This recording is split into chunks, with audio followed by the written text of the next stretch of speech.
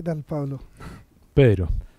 Bueno, buenos días. Yo quisiera contarles, bueno, cuál es la historia de esta editorial, que en el fondo es una Mm, editorial que se fundó el año 1916 por el Grupo de los 10 y que duró apenas un año, ¿no? Pero durante ese año ellos hicieron 12 publicaciones.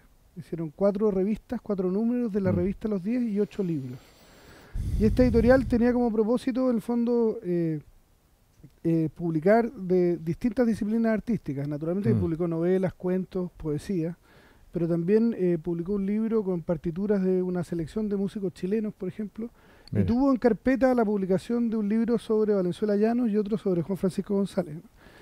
Por razones que desconocemos no se publicaron, seguramente fueron razones presupuestarias, Mm, pero para la publicación de esos 12 títulos, ellos desarrollaron esta portada, que es un dibujo de Pedro Prado, que esta reja fue la Casa de los 10, que hoy día sigue en pie en la calle Santa Rosa, esquina Tarapacá, que es un monumento nacional.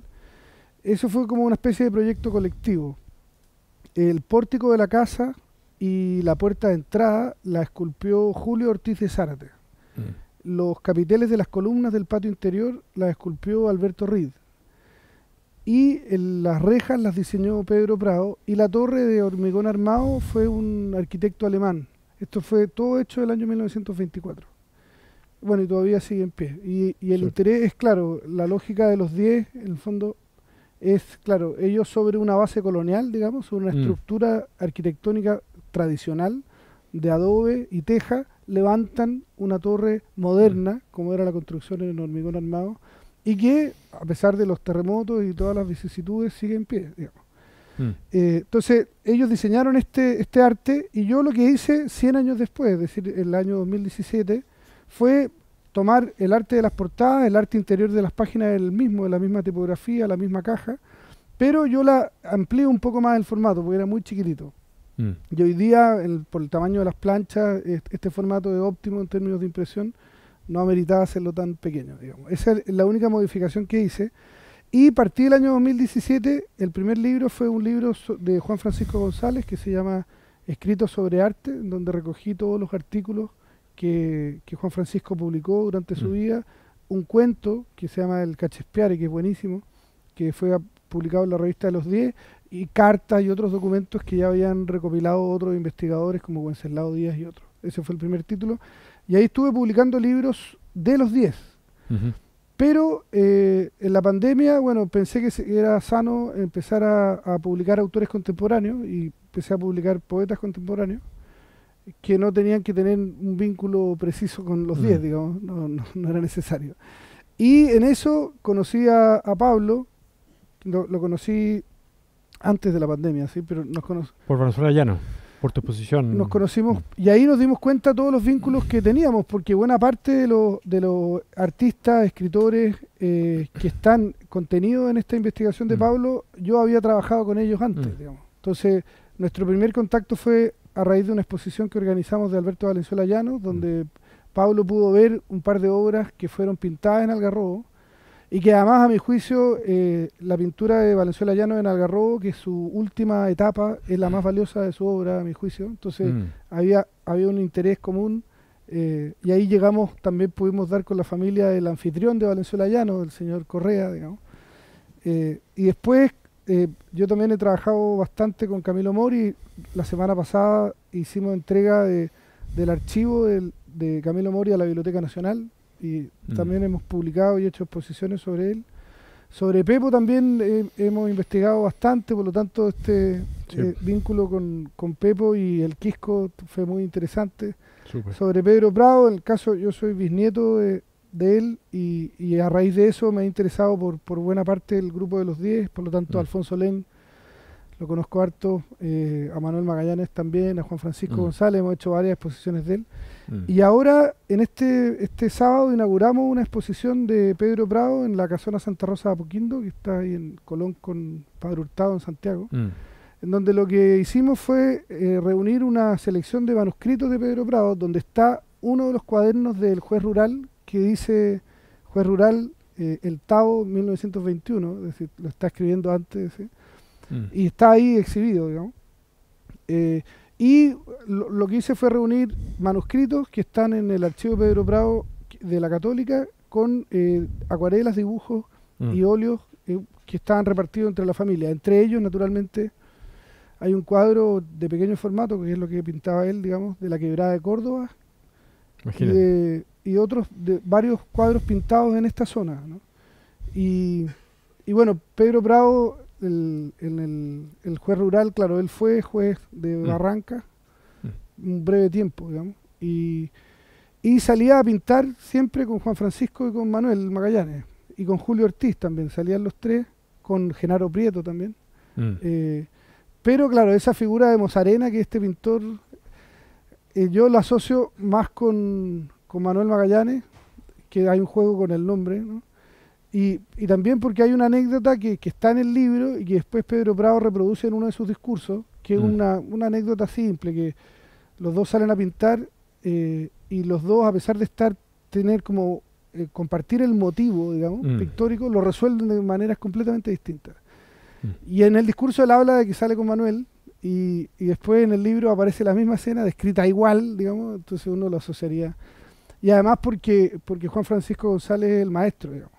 O sea, Juan Francisco tiene la capacidad de inspirar y de ser cercano a 4 generaciones de artistas chilenos, digamos, pero es siempre el maestro. Y este vínculo de Mosarena con Solaguren es un vínculo de iguales, digamos. Y con Juan Francisco era otra la actitud.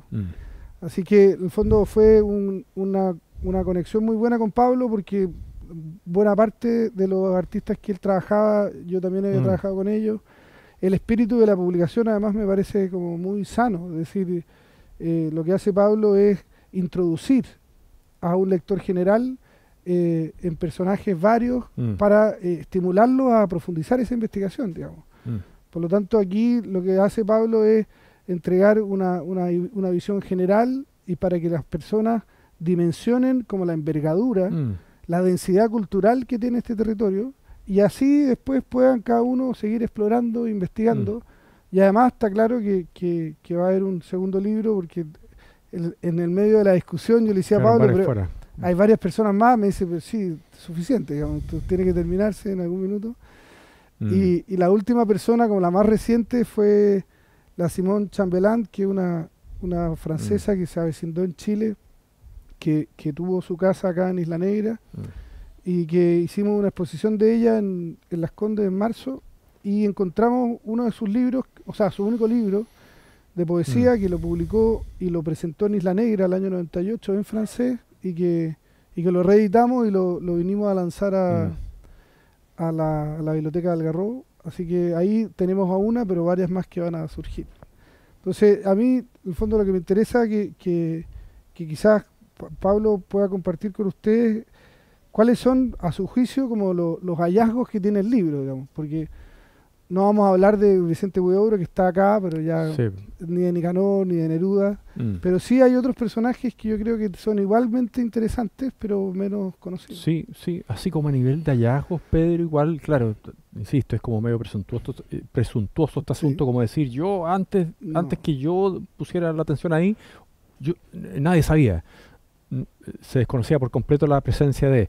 Yo sospecho que sí había una alta ignorancia respecto al vínculo de Manuel Magallanes y Cartagena, y que construyó una casa.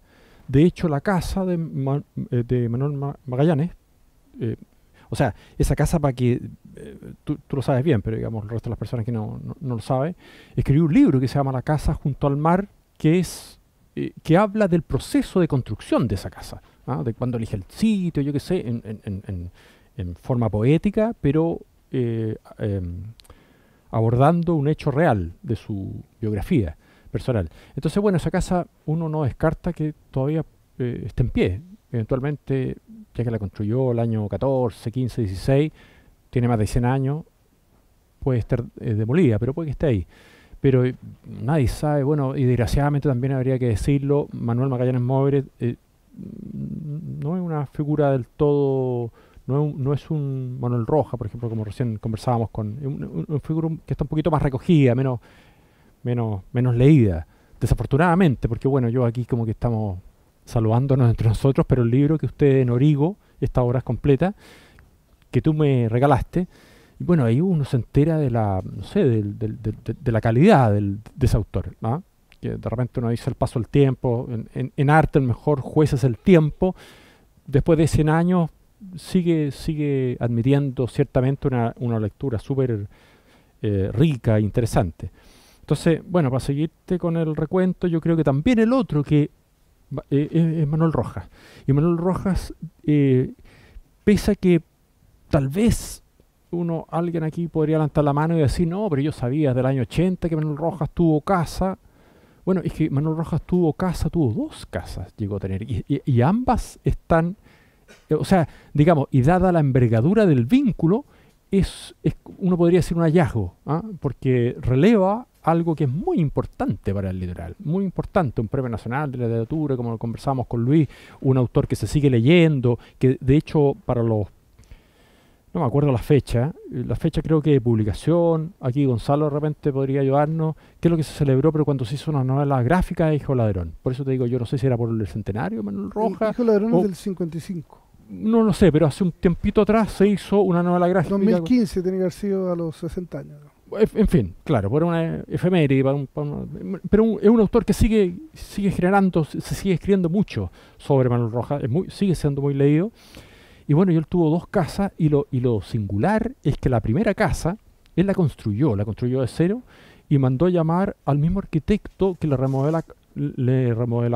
remodeló la casa a Pablo Neruda, este catalán Rodríguez Arias, Germán Rodríguez Arias, y que son casas patrimoniales, son casas con un buen diseño estilístico, arquitectónicamente muy valiosas, y además que fue prolongado en el tiempo, porque Manuel Rojas después se va a Estados Unidos, vuelve casado con la estudiante esta estadounidense, Julian Clark, vende una casa, bueno, ahí estas cosas son medias como cagüines, pero fue la propia hija que todavía vive la que me dijo así como que pesa la distancia de la muerte ya con el padre. Dijo, no, porque mi papá cuando llegó a Estados Unidos llegó enamorado, entonces vendió la casa, porque como llegó casado con una chica veinteañera, treintañera, muy jovencita, él ya era un sesentón.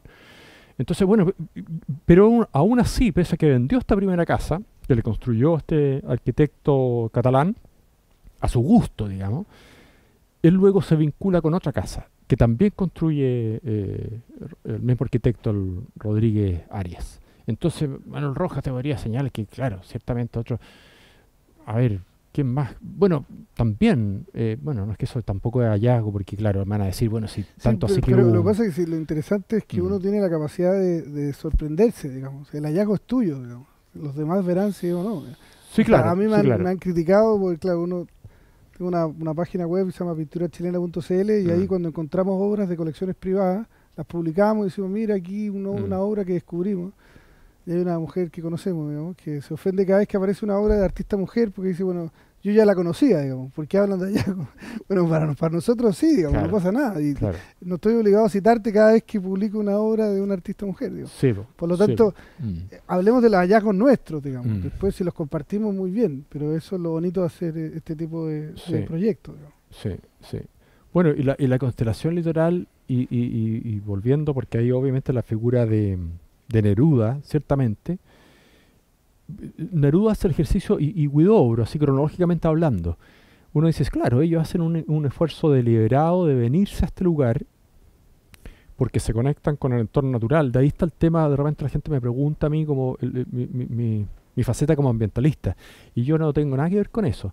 Yo tengo la misma sensibilidad, más o menos, digamos, de la misma familia, no es que tenga la misma sensibilidad en términos de envergadura, pero que todos estos señores que están aquí, que están presentes en este libro, que es una sensibilidad artística, estética, estilística, yo qué sé, visual. Entonces, bueno, cuando viene un señor como Pablo Neruda, vienen encantados, fascinados, deslumbrados, como la autora que tú citaste, la Simone Chambelán, que también por el entorno natural, por ya sea el mar, las rocas, este litoral, las playas, yo qué sé, el cielo de este sector, el aire puro, cosas de esa naturaleza. Aunque sea relativamente cliché, eso los inspira, de alguna manera. El silencio puede ser también. Tanto sí que después viene bueno, yo me estoy yendo un poquito por las ramas, pero eso es lo interesante, que yo cuando pongo en el título constelación, la idea es irse por las ramas. Por ejemplo, cuando viene, que aquí ya que está Damaris, ella me habló de, Pablo, ¿qué pasa con José Donoso? Y el vínculo con Isla Negra. Bueno, ¿me entiendes, no? Entonces, como estaba Neruda acá, Donoso tal vez era un tipo más citadino, no le interesaba venir acá a la playa. Pero como ya estaba residiendo en los años 50 Pablo Neruda, ¿dónde está Pablo Neruda? Yo quiero estar con Pablo Neruda. Yo quiero escribir mi libro, siendo un escritor joven, veinteañero, junto a ese gran árbol frondoso que me inspira, que es Pablo Neruda. ¿Dónde está? Está en Isla Negra. Y José Donoso viene y escribe la primera, al menos la primera versión de su primera novela, Coronación, en Isla Negra. Le compra le arrienda una pieza a una familia de pescadores. Entonces, te das cuenta uno, así como ya en un término más como de Chile país, o la cultura de este país, como hablé de que propongo algo así como, veladamente, digamos, pero algo así como una suerte de tesis, es que este es el territorio con el acervo cultural más rico de Chile, por lejos, dado la envergadura, dado una serie de factores, y también obviamente dentro del subcontinente sudamericano. Yo creo que hay pocos sitios donde se agrupan figuras de esa envergadura. Sí, y además lo interesante es que es un territorio que estos artistas, escritores, investigadores reclaman como propio, digamos. Hay ciudades como Valparaíso, digamos, que Dalmar dice: muchos nacemos acá, nadie permanece acá, digamos. Sí, claro. O sea, en Valparaíso hay mucha gente que nace, pero nadie queda, digamos. Llegan otros, digamos. Sí, sí. O sea, de hecho Camilo Mori es porteño, es de Valparaíso, pero termina radicado en el Quisco. O sea, no radicado, él tenía su casa en Santiago, pero el lugar donde iba los fines de semana era el Quisco. La casa que tuvo y que tiene todavía la familia Mori en Valparaíso, una casa muy pequeñita que compraron muy tardíamente, pues como para darle un gusto a la maruja, digamos. Pero su casa, donde él veraneaba, donde él pasaba los fines de semana, donde venía con su familia, era siempre el Quisco, digamos. La casa de parranda un poquito, en cierta medida. También. Es que en cierta medida, porque también tú me entregaste el contacto, era la nuera, la ex nuera. Bueno, otro dato interesante, este año se cumplen 50 años de la muerte de Camilo Mori, de Manuel Rojas y de Pablo Neruda, digamos. Sí.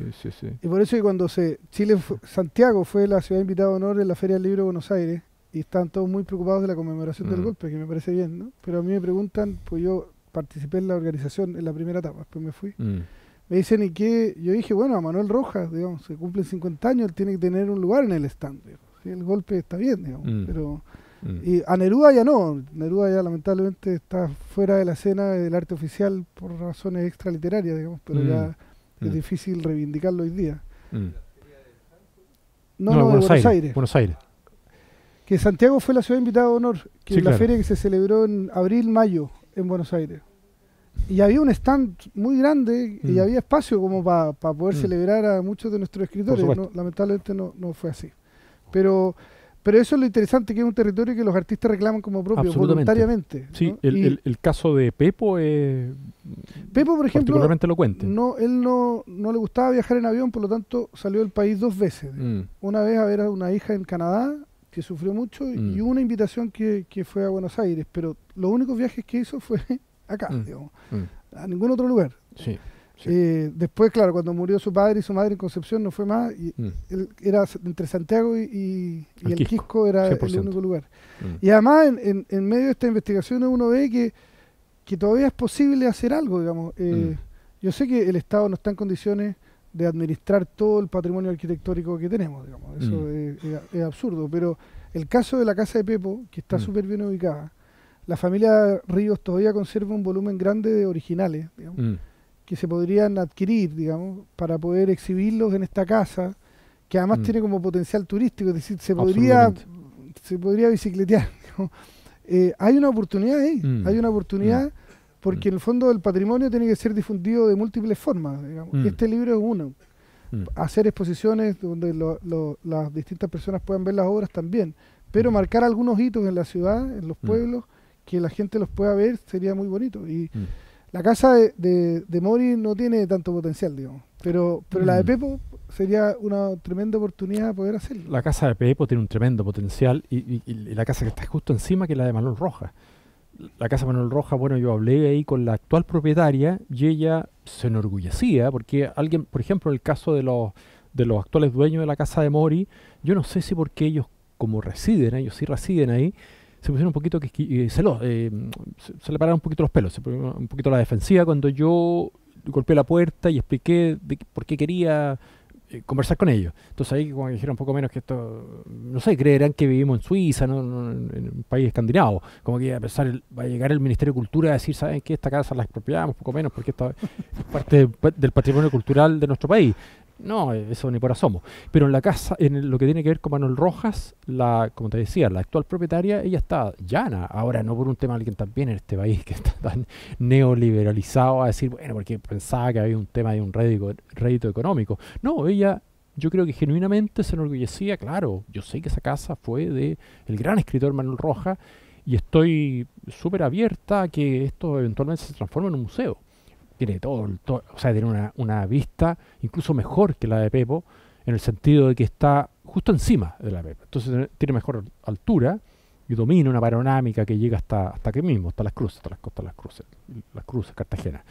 Pero ambas casas son, además de diseño arquitectónico. Si la casa de Pepo, yo ahí escribí, recién insistí en una segunda, tercera nota en el Algarrobo al Día en el Facebook, de que también tienen un diseño y tienen el mobiliario.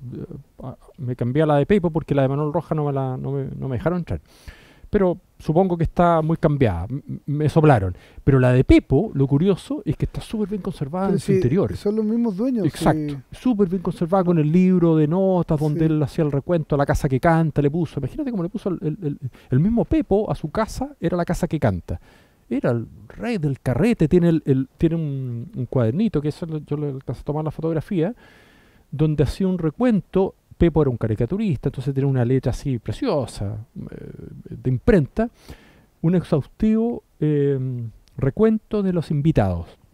Entonces, el año nuevo, del año 67 en adelante, hasta su muerte, quién vino, quién no vino, qué es lo que hicieron, cuánto carretearon, la casa que canta, imagínate, se prestaba para la parranda,